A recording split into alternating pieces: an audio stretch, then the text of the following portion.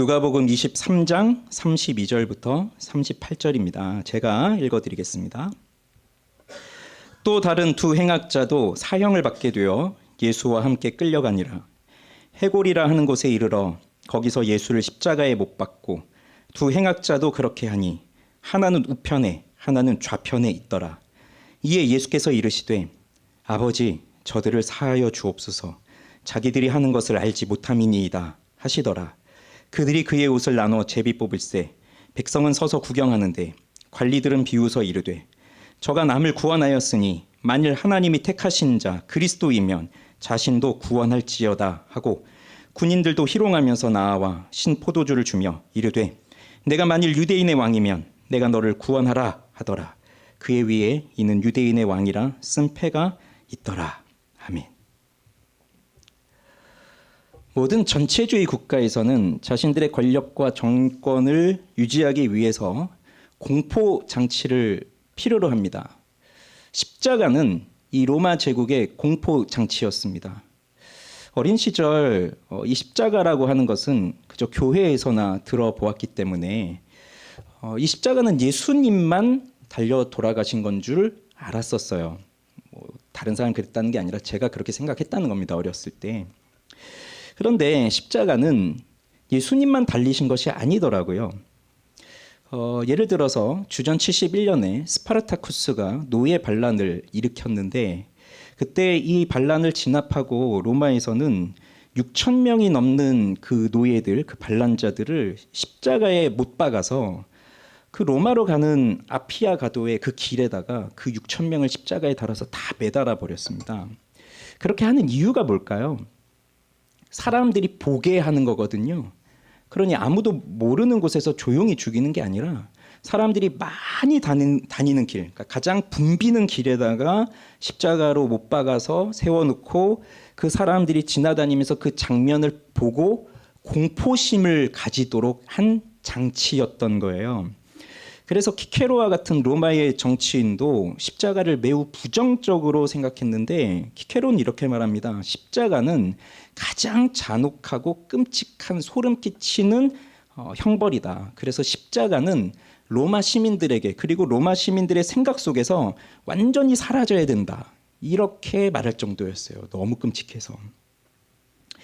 그래서 이 십자가는 로마 시민들에게는 절대 행하지 않았습니다. 그러니까 로마 시민이 아닌 그냥 함부로 해도 되는 노예들이라든지 전쟁 포로라든지 아니면 아주 끔찍한 폭력을 행사했던 그런 죄수들, 그런 사람들에게 내리는 잔혹한 형벌이었어요. 이 십자가는 그 형벌을 받는 사람에게 육체적인 고통과 정신적인 수치심, 이 모든 것을 가장 많이 주는 그러한 끔찍한 형벌이었습니다. 우리 예수님이 달리신 십자가가 그러한 것이었어요. 정말 이상한 재판이 끝났습니다. 재판관조차도 죄를 찾지 못하는데 결과는 십자가형으로 내려지는 이상한 재판이었어요. 이건 결국 우리 죄를 대속하기 위해서 대속 제물로 오신 그 예수 그리스도, 즉 그분에게 주어진 그 하나님께서 주신 그 방법이기 때문에 그렇게 되는 것이죠. 그들이 예수를 십자가에 못 박기 위해서 해골이라고 하는 곳으로 끌고 갑니다. 우리에게는 골고다라는 말이 더 익숙하죠. 히브리 말로 골고다이고요. 그 뜻이 해골이란 뜻이에요. 이때 또 다른 두 명의 행악자도 사형을 받게 되어서 예수와 함께 끌려가게 됩니다. 마태복음과 마가복음에서는 이 사람들을 강도라고 표현을 하고 있습니다. 근데 누가복음에서는 행악자라고 말하고 있는데 이들이 어떠한 죄를 범하였는지는 구체적으로 나오지 않아서 우리는 모릅니다. 그러나 그냥 평범한 강도는 아니었을 거예요. 앞에 말씀드린 것처럼 십자가는 그냥 아무한테나 주어지는 형벌이 아니니까. 이들은 아마 커다란 죄를 범한 죄수였겠죠. 그래서 그 두 사람, 한 명은 예수님의 왼쪽에, 한 명은 예수님의 오른쪽에 이렇게 매달았으니까 예수님은 그 가운데 그 두 명의 강도들, 두 명의 행악자들 사이에 정중앙에 예수님이 십자가에 못 박혀서 매달리게 됩니다. 사실 예수님이 십자가에 못 박히시는 것이 목적이라면 예수님 혼자 매달리셔도 되잖아요. 그런데 왜 갑자기 이 두 명의 강도가 나오게 되는 걸까요? 이것은 예수의 죽음이 저 강도들의 죽음과 다를 바가 없다는 것을 강조하기 위해서예요. 예수도 저들과 똑같다. 저 흉악한 죄수들과 똑같다. 그러니 그것도 그들 가운데에 매달리셨잖아요. 그 두 강도 사이에 매달리셨어요. 그것은 예수님이 받으실 그 수치의 절정을 보여주는 겁니다. 예수님은 태어나실 때에도 화려한 궁전에서 태어나지 않으셨어요. 하나님의 아들이심에도 불구하고 그는 마구간에서 태어났습니다. 동물들의 똥과 먹이가 섞여 있는 그 구유에 누워져 있었습니다. 짐승들에 둘러싸여서. 그렇게 초라하게 태어나신 이분은 죽으실 때에도 사람들의 칭송을 받으며 명예롭게 죽지 못하셨어요. 흉악한 죄인들에게 둘러싸여서 가장 수치스러운 자리에서 조롱과 멸시를 받으면서 죽으셨습니다. 그것도 그들 가운데에 매달리심으로써 마치 그들의 우두머리가 된 것처럼 그렇게 보여진 겁니다. 그런데 이것은 갑자기 된 것이 아니에요. 이사야 53장 12절에서 이미 예언했던 말씀입니다. 범죄자 중 하나로 헤아림을 받을 것이다. 그러니 그들과 섞여 있고 또 그들 중에서 가장 지독한 흉악범이 되어서 그렇게 죽으십니다. 여러분도 생각을 해보십시오. 살아가면서 정말 싫어하는 사람이 있을 거예요. 싫어하는 부류의 사람이 있을 거예요. 나도 저 사람은 난 저 사람처럼 살지 않아. 저 사람들은 어떻게 저렇게 살까? 어떻게 저런 일을 하면서 살아갈 수 있을까? 저렇게 하면서 사람이라고 할 수 있을까? 우리가 평소에 그렇게 생각하는 사람들이 분명히 있을 거예요. 나는 저들과 분명히 다르다. 그런데 어느 날 사람들이 나를 와서 잡아가는 겁니다. 그러더니 그 사람들하고 나를 똑같이 취급하면서 똑같이 포토라인에 세우고 똑같이 사진 찍고 똑같이 뉴스에 나오고 똑같이 사형대로 끌려가는 거예요. 그 마음이 어떻겠어요? 어떻게 해서든지 나는 저들과 다릅니다. 이걸 증거하고 싶을 거 아니에요. 난 저 사람들하고 다릅니다. 나는 저렇게 악한 죄인이 아닙니다. 이걸 증명하고 싶어 하겠지만 그런데 예수님은 그렇게 하지 않으세요. 그냥 그 죄인들의 괴수의 자리에 서셔서 십자가에 못 박혀 죽으십니다. 그렇다고 한다면 그리스도가 매달리신 그 십자가는 원래 우리가 달려야 되는 십자가이거든요. 원래 우리가 있어야 할 자리입니다. 그런데 예수님이 우리와 자리를 맞바꾸신 거예요. 그리고 그리스도 양옆에 매달린 강도들 있잖아요. 우리는 속으로 난 이 사람들과 달라 이렇게 생각하겠지만 사실 우리가 그 사람들이에요. 그러니 우리는 그 십자가에 매달려 있는 죄인들이나 다를 바가 없습니다. 우리는 태어나서 이 세상을 살면서 수많은 죄와 불순종으로 살아왔습니다. 그러면서 하나님의 나라를 반역해 왔습니다. 그러니 우리에게 내려진 이 십자가 처형의 자리에 죄 없으신 예수님과 함께 매달려도 우리는 뭐라고 변명할 것이 없습니다. 그럼에도 예수님은 그 자리에서 십자가에 못 박히세요. 그것이 우리를 구원하는 자리이기 때문입니다. 그런데 우리를 구원하는 자리는 영광의 박수가 쏟아지는 자리가 아니라 사람들의 조롱과 멸시를 받는 자리였어요. 오늘 새벽에도 충분히 봤습니다. 그 멸시. 자, 이렇게 예수님께서 십자가에 못이 박혀서 두 강도들 사이에 매달리셨을 때, 자, 그때에 십자가 위에서 예수님의 소리가 들립니다. 예수님은 십자가 위에서 모두 7마디의 말씀을 하셨는데 그중 첫 번째 말씀이에요. 자, 34절을 보시죠. 같이 읽어봅시다. 이에 예수께서 이르시되 아버지 저들을 사하여 주옵소서 자기들이 하는 것을 알지 못함이니이다 하시더라. 여기까지요. 예수님은 재판받으실 때 침묵으로 일관하셨어요. 거의 대답을 하지 않으셨어요. 사람들이 조롱할 때에도 답을 하지 않으셨어요. 그냥 조용히 침묵을 하시면서 이 심판의 잔, 고난의 잔을 묵묵히 받고 계셨습니다. 자, 그러다가 십자가에 못 박혀 강도들 사이에 매달리셨을 때에 드디어 입을 열어서 말씀을 하십니다. 자, 지금 이 상황은 매우 고통스러운 상황이에요. 못이 손을 찌른 겁니다. 그냥 찌른 게 아니라 못이 손을 뚫고 박힌 거잖아요. 그런데 바늘에 살짝만 찔려도 아파서 소리를 지르는 게 우리들인데 커다란 못이 손에 박히고 발에 박혔으니까 그게 살을 뚫고 뼈를 뚫고 들어온 거고요. 그리고 동맥이라도 건드렸다면 이제 피가 쏟고 치는 거죠. 자, 그랬을 때 또 예수님은 머리에는 가시관이 박혀 있잖아요. 그러니 머리에선 계속 피가 흐르고 있겠죠. 눈으로 막 피가 들어가고 있겠죠. 자, 그럴 때는 우린 본능적으로 뭐가 움직입니까? 지금도 제 머리에서 땀이 나면서 이렇게 눈으로 자꾸 땀이 들어가려고 하거든요. 그럼 우리 본능적으로 뭐가 움직여요? 손이 움직이잖아요. 손이 움직여서 이렇게 닦아내잖아요. 그러니 예수님도 머리가 아프고 여기저기가 아플 텐데 그럼 본능적으로 손이 가서 매만질 것 아닙니까? 그런데 손이 움직일 수가 없어요. 못에 박혀서 고정되어 있으니까. 자, 그런 상황이에요. 그런 상황. 그러니까 못에 박혀서 고정되어 있고 십자가는 못 박아서 누워놓은 게 아니라 세워놓은 거니까 중력에 의해서 이제 아래로 쭉 미끄러지 내려오는 거죠. 그러니 계속해서 살은 찢어지고 뼈는 부서지는 겁니다. 피는 계속 쏟고. 자, 그런 고통 속에서 계속 살이 찢어지고 뼈가 부서지는 그런 고통 속에서 우리는 고통 가운데 있으면 말하기도 힘들어요. 입을 떼기가 정말 싫습니다. 고통스러울 때. 그 상황에서 예수님이 하시는 말씀이 이 말씀이에요. 그러니까 이거는 그냥 가벼운 얘기가 절대로 아니겠죠. 그런데 왜 이 말씀을 첫 번째로 하실까요? 자, 우리는 세 가지로 볼 수 있습니다. 우선 첫 번째는 오늘 이 말씀은 아버지라는 말로 시작합니다. 아버지. 아버지라는 말이 십자가에 달리신 예수님에게서 첫 번째로 나온 말씀이었어요. 아버지. 누구를 부르는 거죠? 하나님을 부르는 겁니다. 그럼 하나님을 왜 부르실까요? 기도죠. 기도입니다. 그래서 이 십자가에 달리셔서 첫 번째로 하시는 말씀은 기도예요. 기도. 예수님은 기도하시는 게 낯설지 않아요. 예수님의 모습 속에서 기도하는 모습은 낯설지 않습니다.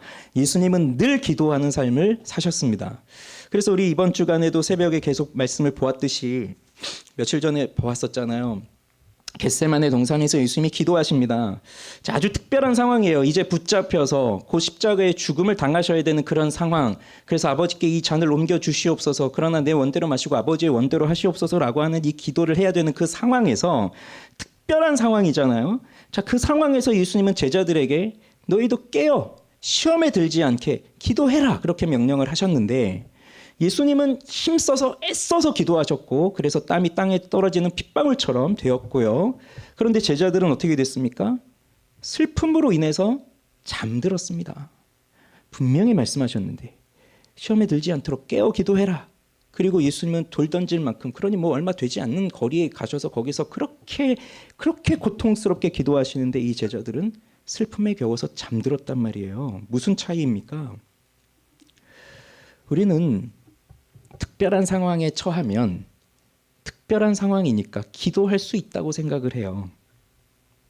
그러나 특별한 상황에서 특별하게 기도할 수 있는 사람은 우리가 매일이라고 부르고 있는 그 일상 속에서 기도할 수 있는 사람, 그렇게 기도하고 있는 사람들이 특별한 순간에 놓여져서도 기도할 수 있다는 겁니다.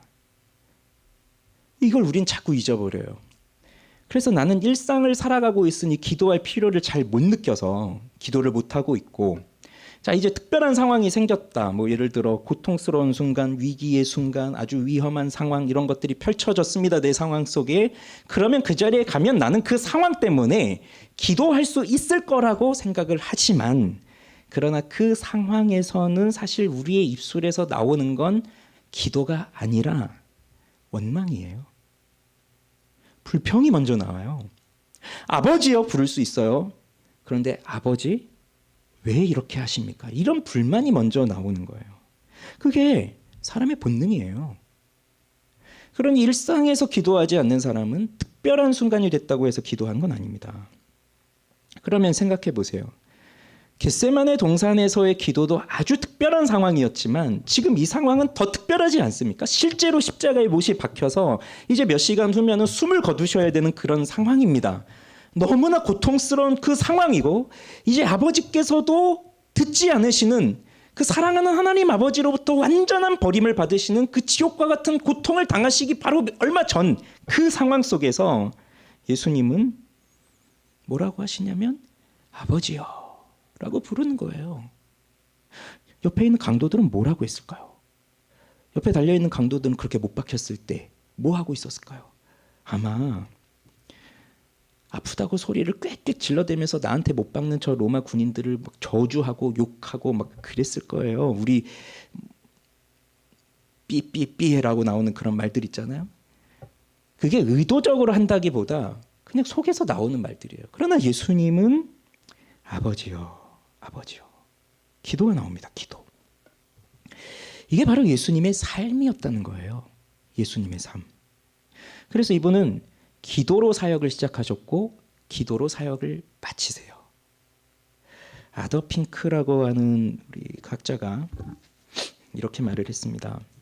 이제 예수님께서 병든 자들을 위해 더 이상 손을 내미실 수 없을 겁니다.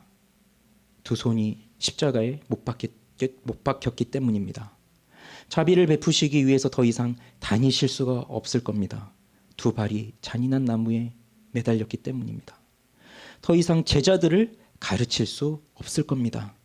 제자들이 모두 예수님을 버리고 도망갔기 때문입니다. 그러한 상황에서 예수님이 할 수 있는 것은 무엇이었을까요? 기도입니다. 기도 사역을 하셨다는 겁니다. 사람들은 이 상황이 되면 아무것도 못할 거라고 생각을 하지만 그렇게 절망 가운데 빠지지만 마지막으로 할 수 있는 건 기도예요. 기도. 시작도 기도고 마지막도 기도예요. 하나님을 아버지라 부르는 이 예수님의 모습을 통해서 예수님이 얼마나 하나님을 사랑하시는지를 우리는 알 수 있습니다. 하나님과 예수님은 하나이시죠. 하나님은 예수님께 처음부터 아버지셨고 아버지도 아들을 잊으신 적이 없으세요.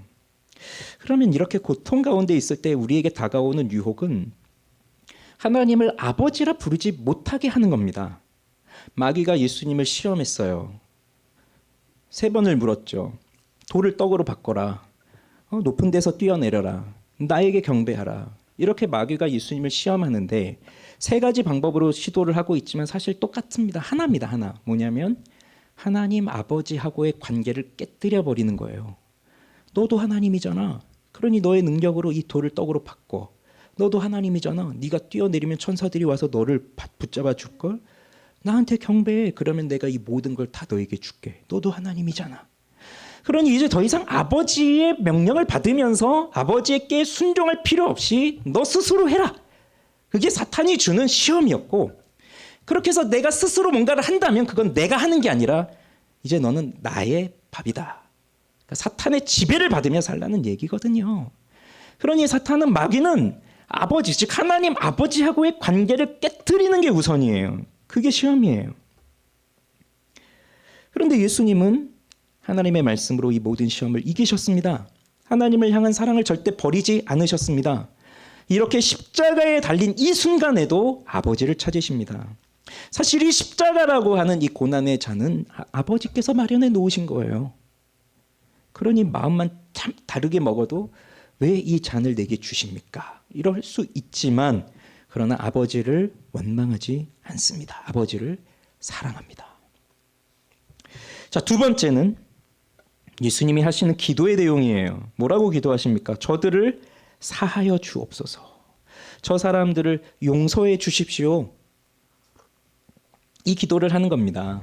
우리 같으면 고통 가운데 있잖아요. 그러면 제일 먼저 나오는 기도가 뭐겠어요? 뭐 원망, 불평, 이제 그건 넘어섰어요. 그렇다고 해보세요. 이제 그건 넘어섰어요. 이제 아버지를 신뢰하면서 기도해요. 그럼 우리 같으면 아버지, 이 고통을 제게서 지나가게 해주십시오. 뭐 이런 기도할 거 아닙니까? 제가 지금 너무 아픕니다. 이 아픔을 속히 지나가게 해주십시오. 뭐 이런 기도를 할 겁니다. 빨리 끝나게 해주십시오. 이런 기도를 할 거예요. 그래서 오로지 자기 자신에게 집중하면서 기도하는 게 우리 같은 사람들의 모습이지만 예수님은 그렇지 않으십니다. 예수님의 관심은 오로지 사람들에게 있어요. 편안할 때라면 얼마든지 그렇게 하실 수 있는데 지금 이런 고통 속에서는 사실 마음 깊은 곳에 있는 본심이 드러나기 마련이거든요. 그런데 그 본심 속에 나오는 이 외침은 저들의 죄를 용서해 주시옵소서. 저들을 용서해 주시옵소서. 이게 예수님의 마음이었다는 거죠. 여기서 우리는 이것을 깨닫게 됩니다. 무엇을 깨닫게 되냐면 바로 인간에게 있어 가장 시급한 문제는 죄의 용서를 받는 것이다. 왜냐하면 이 절박한 순간에 길게 기도할 수 있는 거 아니에요. 밤새도록 기도하고 그런 순간이 아니에요. 그냥 단 한마디 기도밖에 할 수 없는 상황이라고 한다면, 그러면 예수님의 입장에서 가장 중요하고 가장 긴급하고 가장 핵심적인 기도를 할 거 아니에요. 그러니 그 순간에 단 한마디의 기도가 아버지 저들을 용서해 주십시오 라고 하는 기도를 하셨으니, 우리 인생에서 가장 중요한 일은 바로 죄를 용서받는 일이다. 그게 가장 중요한 일이에요. 그러니 이 기도를 하시는 거죠. 한마디로. 우린 지금 인생에서 가장 필요한 것이 무엇이라고 생각하십니까? 우리 인생에 정말 다양한 결핍들이 있습니다. 다양한 결핍을 경험하면서 살아갑니다. 하나가 아닙니다. 물질적인 것부터 시작해서 건강, 또 정신적인 것까지, 관계적인 측면까지 수도 없이 많습니다. 하나를 채우면 또 터지고 또 터지고, 이런 결핍을 경험하면서 살아가지만 그래도 가장 근본적인 문제는 죄의 문제예요. 죄의 문제입니다. 돈 문제가 해결이 되어도 죄의 문제가 해결이 되지 않으면, 관계 문제가 해결이 되었는데 죄의 문제가 해결이 되지 않으면, 건강의 문제가 해결이 되었는데 죄의 문제가 해결이 되지 않으면 어쩌겠습니까? 진정한 자유와 행복을 누릴 수가 없어요. 일시적인 결핍을 해결하는 것만으로는 우리가 영원히 져야 할 이 근본적 문제를 해결할 수 없습니다. 결국 죄는 계속해서 우리를 갉아먹고 있고, 계속해서 우리를 허무한 것에 몰입하게 만들고, 그래서 결국 쏟아 부어도 채워지지 않는 구멍 뚫린 그릇처럼 우리를 그렇게 만들어버려서 계속해서 힘들고 어렵고 곤고하게 살아가게 만드는 게 죄예요.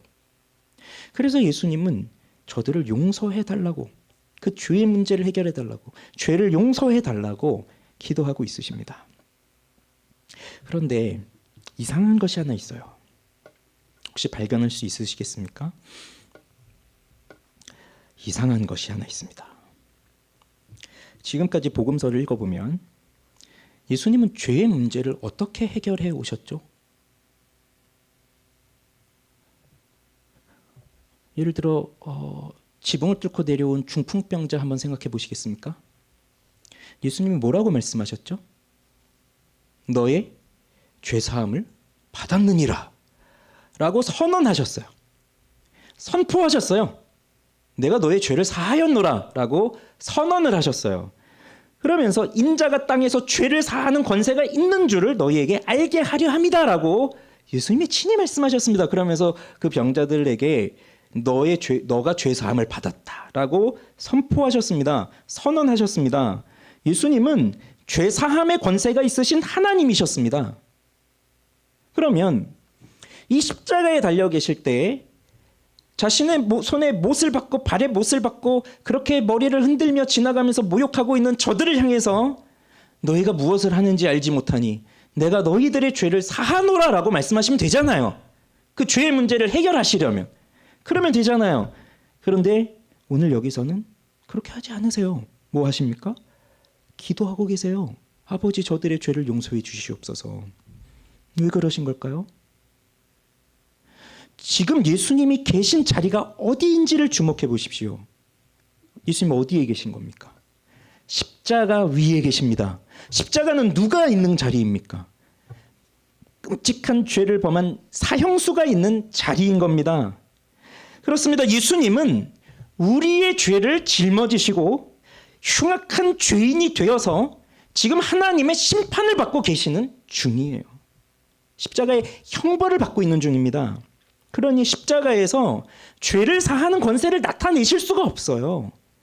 예수님은 지금 죄인들의 모든 죄를 다 짊어지시고 하나님의 진노를 받고 계시는 중이었기 때문에 죄를 사하는 하나님의 권능을 나타내실 수가 없어요.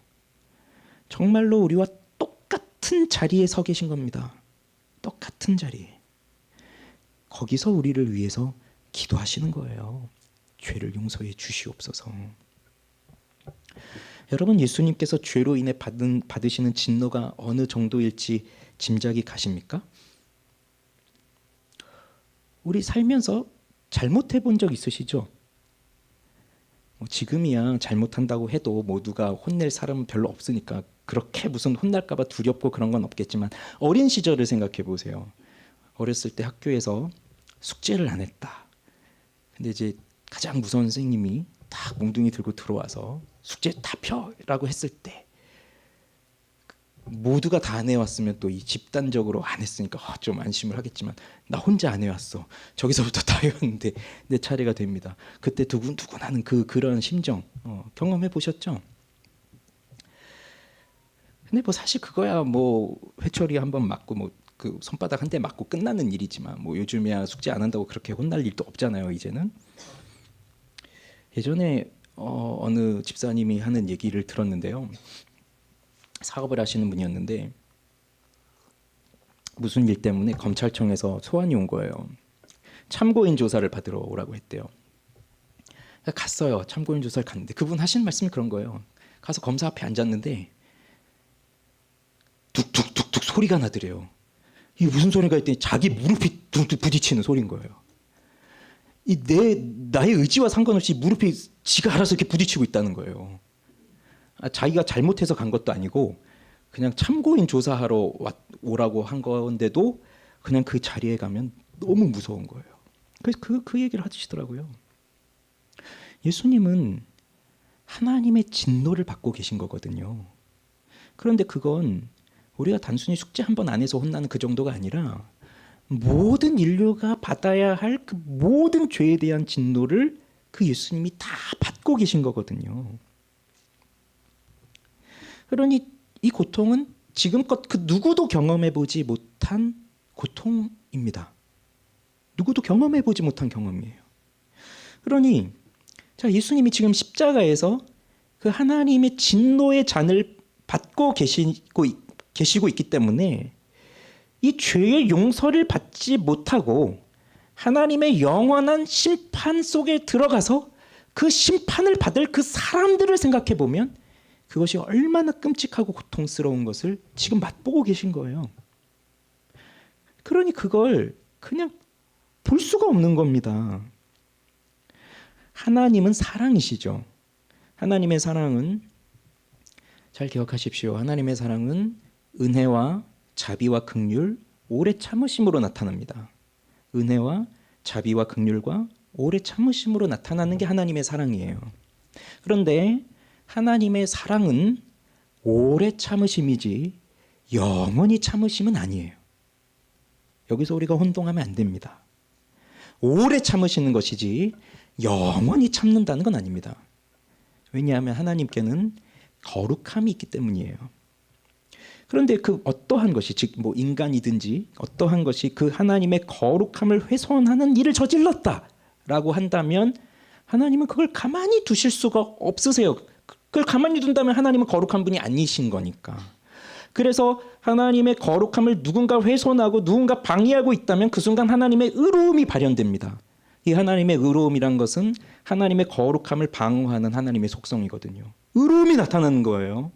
그러면 그 의로움이 무엇으로 나타날까요? 심판이에요. 즉 하나님의 거룩함을 위배하는 그 죄를 향하여서 하나님은 심판을 내리셔야 되는 거예요. 그게 하나님이에요. 그러니 오래 참으신다고 하셨는데, 그런데 이 죄로 인해서 하나님의 영광을 지금 훼손하고 있다? 하나님이 계속 참고 계시지만 영원히는 아니에요. 어느 때가 되면 진노를 쏟아 부으시는 거죠. 심판하시는 겁니다. 그렇게 하면서 하나님의 의로움과 거룩함을 드러내시는 거거든요. 이게 바로 용서받지 못한 죄인들이 받게 될 심판이에요.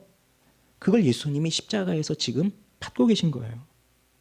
그렇기 때문에 예수님께서 올려드리는 저들의 죄를 용서해달라고 하는 기도는 정말 예수님의 마음이 담긴 진심 어린 기도입니다. 이건 우리를 향한 사랑으로 올려드리는 기도예요. 예수님이 사랑이 없으시다면, 그러니까 우리를 사랑하지 않으신다면 그렇게 기도할 필요도 없으시고 사실 그렇게 십자가에 달릴 이유도 없으시죠. 그래서 우리를 향한 사랑, 우리가 아직 죄인 되었을 때 그리스도 예수께서 우리를 위하여 십자가에 못 박혀 죽으심으로 확증하여 주신 그 하나님의 사랑, 그 사랑으로 지금 이 기도를 하고 계신 거예요. 그러니 우리가 이 사랑을 받고 있다는 것을 기억하시기 바랍니다. 마지막으로 예수님의 기도는 이렇게 끝이 납니다. 자기들이 하는 것을 알지 못함이니이다. 이들은 예수님을 죽이기 위해서 음모를 꾸몄어요. 그리고 이상한 재판을 했습니다. 그리고 죄를 뒤집어 씌웠어요. 그리고 끌고 가서 십자가에 못 박았습니다. 예수님의 옷은 가져다가 제비 뽑아서 서로 나눕니다. 그리고 밑에서 욕합니다. 너가 정말 하나님의 아들이면 내려와 봐라. 욕합니다. 그리고 로마 군인들도 예수님을 조롱합니다. 너가 유대인의 왕이면 내려와 봐. 이게 그 유대인들이 이방인들을 굉장히 멸시했잖아요. 그러니까 지금 굉장히 이상한 거예요. 유대인들이 지배층이 아니라 로마가 지배를 하고 있는데 지금 지배를 받고 있는 이 유대인들이 로마 사람들을 멸시하고 있어요. 뭐 순서가 바뀐 거죠, 완전히. 그러니 로마 군인들 입장에서는 얼마나 자존심이 상하겠어요. 그런데 전쟁을 했다고 해보세요. 전쟁하면 누구를 잡습니까? 왕을 잡는 거죠. 그래서 왕을 잡아서 어떻게 하는지 아십니까? 짐승처럼 끌고 다니면서 조롱과 수치를 주는 게 그게 고대 전쟁이에요. 그러면 이 로마 군인들의 입장에서 유대인들에 대한 반감이 있었다면 그걸 누구한테 풀어내고 싶겠어요? 유대인의 왕한테 풀고 싶은 거예요. 근데 예수님은 지금 뭐라고 적혀 있는 겁니까? 십자가 위에 죄명이 유대인의 왕이에요. 그러니 야, 우리가 유대인의 왕을 잡았다. 너 한번 어디 스스로 구원해봐라 하면서 조롱하는 겁니다. 그게. 그러니 보세요. 예수님을 죽이기 위해서 음모를 꾸미고 실제로 그 일을 행하고 예수님을 팔고 그리고 재판에 붙이고 빌라도도 예수를 십자가에 못 박으라고 하고 사람들이 그렇게 욕하고 로마 군인들이 끌고 가서 못 박고 그 다음에 거기서 조롱하고 이런 것들이 여기에는 뭐 유대인이든 이방인이든 로마 사람이든 이스라엘 사람이든 상관없이 모두가 다 연루되어 있어요. 여기에 모두가 포함되어 있어요. 그러니 뭐 예외되어 있는 사람들이 없어요. 모두가 다 여기 같이 가담하고 있는 거예요. 우리도 여기에 우린 여기에 해당되지 않는다고요? 아니에요. 우리도 다 해당되어 있는 겁니다. 그런데 이들은 이렇게 말하는 거죠. 우리는 몰랐습니다. 우린 몰랐습니다. 우린 그가 정말 유대인의 왕이라고 생각했지. 자칭 유대인이라고 생각했지. 하나님의 아들이라고 하는 걸 우린 몰랐습니다. 자, 그렇게 몰랐다고 변명하면 되는 겁니까? 근데 그들이 뭘 몰랐다는 거죠? 근데 예수님도 그걸 말씀하세요. 자기들이 뭘 하는지 모릅니다. 모르고 저렇게 하는 겁니다. 뭘 몰랐다는 겁니까? 예수님이 누구인지를 몰랐다는 거예요. 그냥 저렇게 십자가에 못 박아 죽여서 우리의 조롱을 받아도 되는 사람이라고 생각했던 겁니다. 예수님이 하나님의 아들이라고 하는 것을 몰랐다는 겁니다. 그걸 알았다면 어떻게 감히 예수님 앞에서 욕을 하고 손가락질하고 침 뱉고 눈 가리고 때리고 누가 때렸는지 맞춰보라 하고 그리고 못에다 손을 받고 이런 일을 어떻게 할 수 있겠어요? 안다면. 알고서 그 일을 어떻게 하겠어요? 모르니까 하는 거죠. 요한복음에 보면 예수님은 생명이라고 하셨고 그리고 이 생명은 사람들의 빛이라고 하셨어요. 그래서 생명의 근원이신 예수님이 이 땅에 오셨는데 그런데 뭐라고 말씀하냐면 빛이 어둠에 비쳤는데 어둠이 빛을 알지 못하더라. 세상이 예수님이 왔는데 알지 못합니다. 예수님은 온 땅의 창조주이십니다. 자신이 만드신 세상에 오셔서 자신이 만든 사람들, 즉 자기 백성들 앞에 서셨는데 자기 백성은 예수를 알아보지 못하고 영접하지 않아요. 그게 어둠에 사로잡혀 있는 사람들입니다. 그러면 우린 몰랐습니다. 그럼 몰랐다고 하면 다 되는 겁니까? 몰랐다고 하면 죄가 감해지나요? 세상에선 그럴 수도 있어요. 난 몰랐습니다. 그러나 내가 몰랐다고 예수님 하나님 앞에 변명한다고 해서 죄가 감해지는 건 아닙니다. 핑계댈 수 없습니다. 왜냐하면 예수님은 계속 말씀하셨거든요. 하나님은 계속 말씀하셨거든요. 계속 가르쳐 주셨어요. 그래서 죄는 우리가 알고 지었든 모르고 지었든 뭐 내가 의도적으로 고의로 지었든 내가 모르고 실수로 지었든 하나님이 보실 땐 똑같은 죄예요.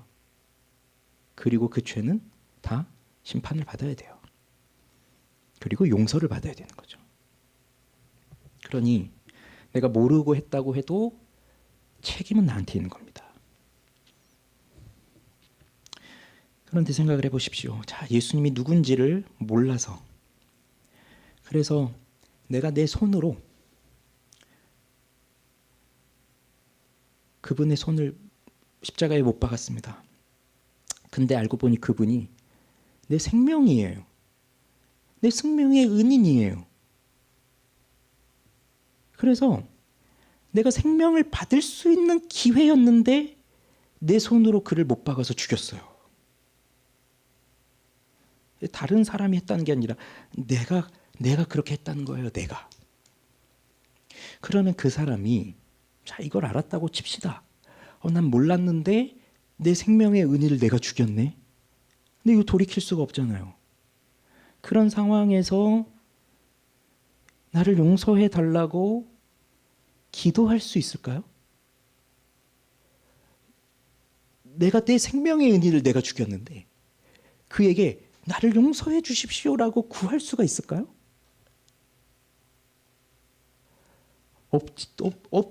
없지 않겠습니까? 못하지 않을까요? 그렇게 못하지 않을까요? 어떻게 그 염치불구하고 그런 말을 할 수 있겠어요? 못하죠. 내가 그를 죽였는데 어떻게 내가 용서해달라고 내 입으로 말을 할 수 있습니까? 내가 그랬는데. 그리고 우리는 누구한테 가서 용서해달라고 빌어야 될지도 모르는 사람들이에요. 그래서 예수님이 우리를 대신해서 용서해달라고 기도하고 계신 거예요. 모르고 그랬던 우리는 알아서도 그거는 또 용서해달라고 할 수 없으니 예수님이 십자가 위에서 우리를 대신해서 용서해달라고 기도하고 계신 거예요. 이렇게 자신을 알지 못해서 자신을 못 박은 우리를 위해서, 우리 죄인들을 위해서, 그리고 이 세상을 위해서 그렇게 피를 쏟으시면서 기도하고 계신 거예요. 이것이 십자가 위에서 들려오는 용서의 외침의 소리입니다. 3가지 정도 적용을 하면서 마칠게요. 자, 이걸 말 그대로 적용한다면 그러면 우리도 십자가에 달려서 아버지 저들의 죄를 용서해 주시옵소서 그렇게 해야 되는 것일까요? 그럴 수 없습니다. 예수님의 십자가는 예수님이 지시는 것이지 우리가 질 수 없습니다. 그러니 우리가 실제로 십자가에 못 박혀서 피 흘리면서 저들의 죄를 용서해 주십시오. 이런 적용은 말도 안 되는 적용이고 현실적이지도 않습니다. 그러면 우리는 무엇을 할 수 있을까요? 무엇을 할 수 있을까요? 우선 하나님 아버지와의 관계를 생각해 보십시오. 예수님은 기도로 사셨습니다. 우리도 그렇게 살아야 된다는 거죠. 하나님이신 그분이 기도하셨어요. 기도로 사셨어요. 왜? 우리에게 사람은 이렇게 사는 것이다라는 것을 보여주시기 위해서. 즉 사람은 기도하며 사는 것이다.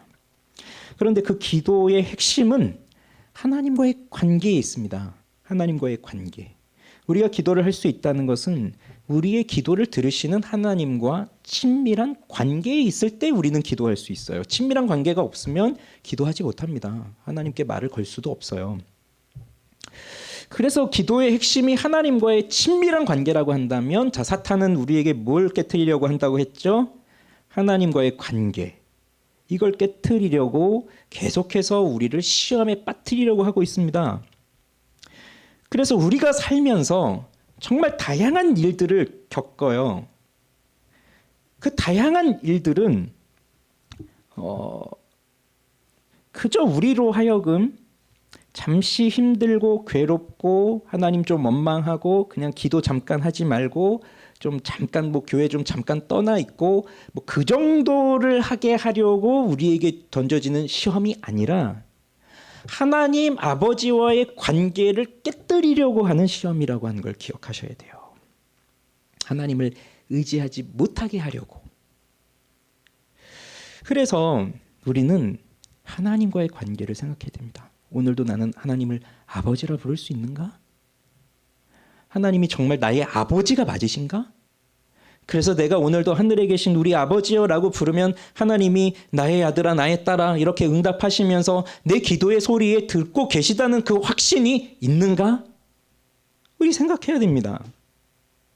그러니 하나님과의 관계를 생각하세요. 더더욱 하나님을 신뢰하고 하나님을 의지하고 살아야 됩니다. 하나님은 우리의 아버지이세요. 하나님은 우리를 버리신 적이 없으세요. 버린 적이 없으세요. 내가 떠난 거지 하나님이 우리를 떠나지 않으셨어요. 아버지는 늘 그대로. 그래서 그럼에도 불구하고 내가 아버지께 나아갈 수 없을 때, 내가 하나님께 나아갈 수 없을 때, 그럼에도 불구하고 날 먼저 안으시고 날 먼저 찾아오시는 그분이 우리 아버지세요. 그러니 그 관계를 생각하고 우리 평소에 살아가야 된다는 얘기입니다. 하나님 아버지의 관계를 생각하십시오. 두 번째는 우리의 죄의 문제를 그냥 지나가려고 하지 마십시오. 회개해야 됩니다. 우리 죄를 용서해달라고 기도해야 됩니다. 왜냐하면 우리의 죄가요, 바로 예수님을 십자가에 못 박은 죄이기 때문에 그래요. 우리가 예수님을 바르게 알고 예수님의 십자가를 바르게 깨달았다면, 그러면 그 십자가를 경험한 사람이라고 한다면, 자, 예수님을 그 십자가에 못 박은 이 죄를 내가 사랑하면서 살아갈 수가 있을까요? 그럴 수가 없어요. 이 죄가 죄 없으신 예수님을, 너무나도 좋으신 그 예수님을 십자가에 못 박아 버렸는데, 내가 그 예수님을 사랑한다고 하면서 그 죄도 같이 사랑하면서 살아가는 건 있을 수 없는 일이죠. 그러니 우리 안에 죄의 문제가 있다면, 그리고 그 문제를 내가 해결하지 않고 용서받았다라고 하는 그 확신이 없이 살아가고 있다면 내가 예수님을 사랑한다는 건 거짓말이에요.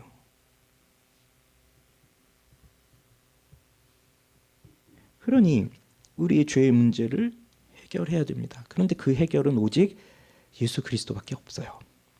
내가 지금부터 이제 죄 짓지 않기로 결심해서 열심히 죄 짓지 않고 열심히 살아간다고 해서 죄의 문제가 해결되는 것이 아닙니다. 우리 그렇게 살 수 없어요. 그리고 정말 여기 성경에 나오는 바리새인이나 그 사람들처럼 정말 열심히 살아서 겉으로 행동으로 죄를 범하지 않았다 하더라도 마음속에서 이미 나도 모르게 유혹이 솟아나고 욕심이 솟아나고 하는데, 미움이 솟아나고 하는데, 내 힘으로 할 수 없어요. 이건 오직 예수 그리스도밖에 없어요. 나를 위해 죽으신 그리스도 예수를 만나는 것밖에 없습니다. 그러니 죄의 문제를 해결하십시오. 그 말은 곧 예수 그리스도를 만나야 된다는 것이고요. 그것이 안 되고 있다면 예수님 나를 만나 주십시오라고 우리는 간절히 기도하면서 매달려야 됩니다. 세 번째, 이제 우리는 다른 사람을 위해서, 그리고 이 세상을 위해서 기도해야 돼요.